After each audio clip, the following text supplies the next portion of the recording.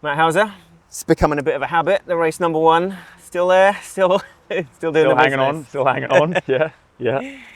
Hanging on, not exactly. And yeah, in a city on a course coming up that you know and love. This time last year, were you pretty much in the sort of shape of your life, do you reckon? Just before Paris, dialing it in? I'd like to think so. I think, I reflected with my coach and my team back home, whether or not Hamburg was even necessary for me, going into the Paris Games. I obviously knew I was fit. I didn't really need it to prove too much fitness, but it was nice to kind of get the cherry on top of the preparation into Paris. But looking forward to having a good head out this weekend, and hopefully going back to back, it'll be a great pleasure. Like beer showers and all, it'll be absolutely amazing. And then having the mixed team relay the next day. Oz Tri will be fielding a pretty strong team, hopefully. So we'll be ready to go.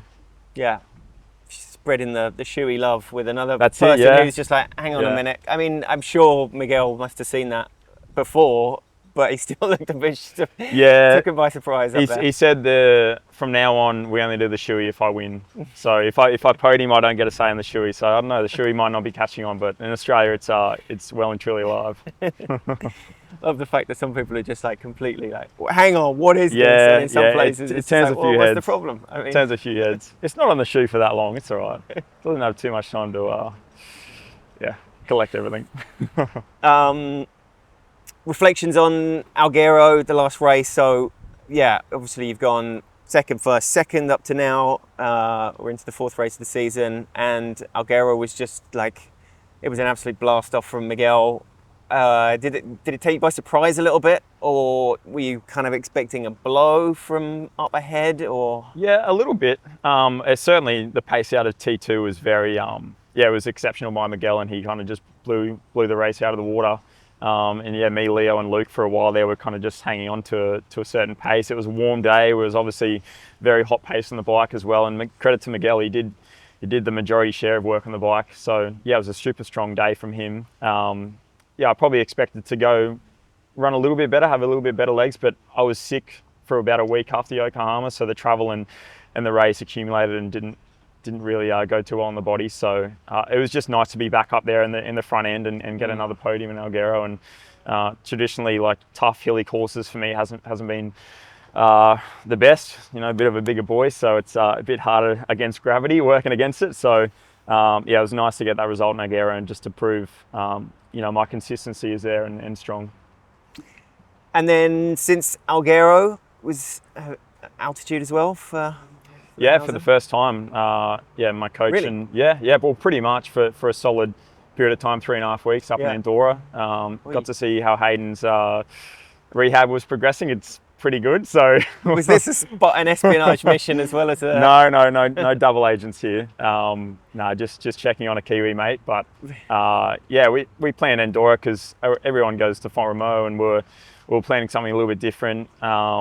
And staying up at 2,000 meters was really good for us. And came back down, raced the French Grand Prix in Vichy, got second behind the birthday boy Leo Berger, and felt like my form was pretty good post altitude block. And looking forward to seeing what I got this weekend, off about 2 weeks post and letting the body recover and adapt as well. Yeah, sounds like that 2-week post is sort of a sweet spot for some. Yeah, well, it's definitely a trial period for me at the moment, going into it's the first year of the 4-year block into LA. So I think for us it's all about experimentation and seeing what works and what doesn't this year, and then adapting and putting forward that strategy ahead of LA. And Andorra was good for us, and we certainly got some good benefits in training, and hopefully it shows in race day.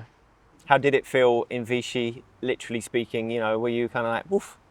Yeah, it was all right there. It was a bit thicker. The heat definitely didn't help. So, and French Grand Prix weekends is just a mayhem of madness and excitement and adrenaline. So I think it's got to roll with the punches. And unfortunately, couldn't get the win, but the body was still feeling okay despite coming off 48 hours back down from altitude. Yeah, and this is a course that is a red liner from start to finish. So those are the kind of gains that you're going to be pretty grateful of pretty much at every stage of. For sure. Race, huh? Hamburg is, what a great course, what a great atmosphere. Cobbled streets in the city. You can't ask for much more, and I think it's going to be it's quite a packed field. Probably the best field we've seen fielded this year for WTCS racing on the men's side, certainly. So yeah, I really look forward to seeing everyone and go out there and compete and give it their best, and yeah, back up for the relay the next day. And yeah, should be some exciting racing. I know it'll be on from the start. I think we had a bit of a breakaway last year before Vasco bridged us up, so hopefully we can stay away for a little bit longer and be a part of that and see what we got left on the run. Yeah, Leo will be a bit of a miss in terms of the firepower this time, but I mean, with the likes of Mark DeVay back on it as well, got Max Stapley, who's going to be kind of gunning that swim. So there's going to be some fast boys sort of stretching it as much as is possible through that, and you're going to be grateful of not too many bodies through the tunnel. Hopefully, yeah, and all the young kids as well, like young kids, young boys and men, Crociani and Henry Graff, and yeah, there's definitely some depth of talent in the swim bike, and yeah, young boys love to swim fast and lead from the front. So I think yeah, it'll be really good to see what they've got to offer the front group, and yeah, hopefully we can put on a show. And a big pack on a course like this. I suppose, you know, we've seen like Christian kind of gunning a pack round. We saw Vasco bridge up last year and so on, but it is a case as well of staying safe, presumably, in that pack. Hopefully, I mean, it's kind of windy today, but that shouldn't be too much of a thing. But like coming through the buildings, that does have a bit of an impact, doesn't it, as well? Yeah. And towards the end of a bike, that positioning, how do you see that positioning into T2? Because kind of, you see some very aggressive getting to the front. Someone like Hayden, we were saying with Miguel, like basically kind of won that race a couple of years ago from T2.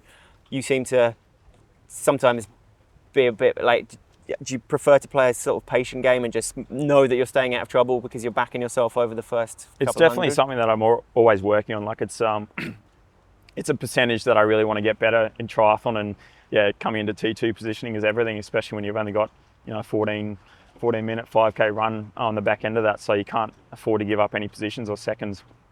Last year I was probably a little bit more cautious, you know, 2 or 3 weeks before Paris I was kind of playing a bit more safe and taking risks into T2, and gave me the fastest run as well, which is not too bad, starting 10 seconds behind, but I definitely know this weekend I can't afford to do that, and yeah, as I said, it's a chink in my armour that I'm trying to fix, and yeah, certainly showed in Algerro and then also in Vichy as well the other weekend that I'm slowly starting to get better at it. And but yeah, as you can see, everyone wants to be at the front, everyone wants to be in that position, and with the narrow streets and you know, the cobbled sections and the tight turns leading into this T2 in Hamburg this weekend, you know, not everyone's going to be up there, so yeah, it's going to be a tussle for the finish, but hopefully everyone can stay safe, and if it rains, it rains, if it's windy, it's windy, and it's got to play with the conditions. Yeah. And it will be the 4th race of the season. There are only 3 races counting in the championship finals. You've got second, first. So, you know, there's only so much more that you can add to your tally.